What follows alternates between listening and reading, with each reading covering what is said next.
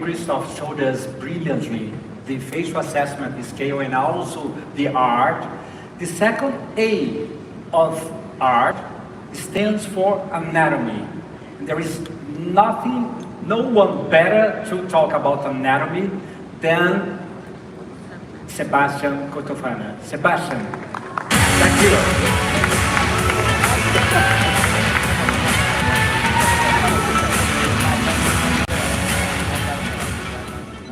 Muito obrigado, I have to say on this one, right?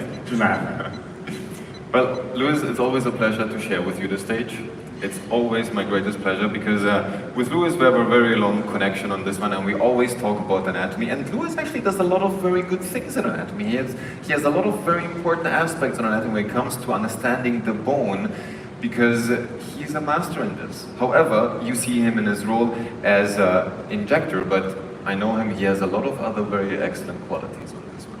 So, now we're moving to the third patient, and the next hit is going to be the shape up and lift. You see this in this patient, we do have an asymmetry, and you see on the contralateral side of the face, we have some markings in specific areas, and these areas are specifically focusing on the midface. And this is actually going to be the topic when we talk about, within the next 10 minutes, focusing exclusively on the midface. But when we think about the midface, we need to consider and understand two separate things. One thing is age-related changes, so the aging process. The other one is restructuring, resurfacing, repositioning in a more moderate, younger patient. So these are two different things. And you will see this later today when we later on discuss about the lips with Maverick later on. We can see that this is a little bit different. So I want you to separate those two things. Don't get confusing between the aging and the other restructuring purposes.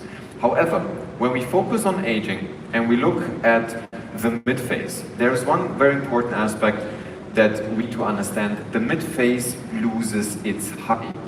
It loses its height, but it recedes. So it has actually a two-dimensional change. One where it gets shorter, as you can see, we call this the midfacial height. It significantly reduces over time.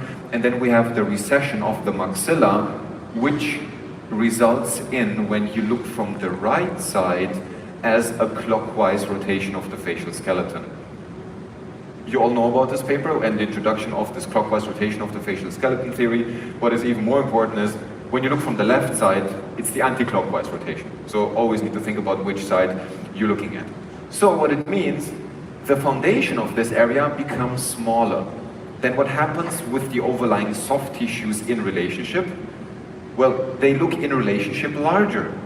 So when the underlying platform becomes smaller, the overlying soft tissues stay constant. In relationship, they look larger. And then we have effects that are called gravity.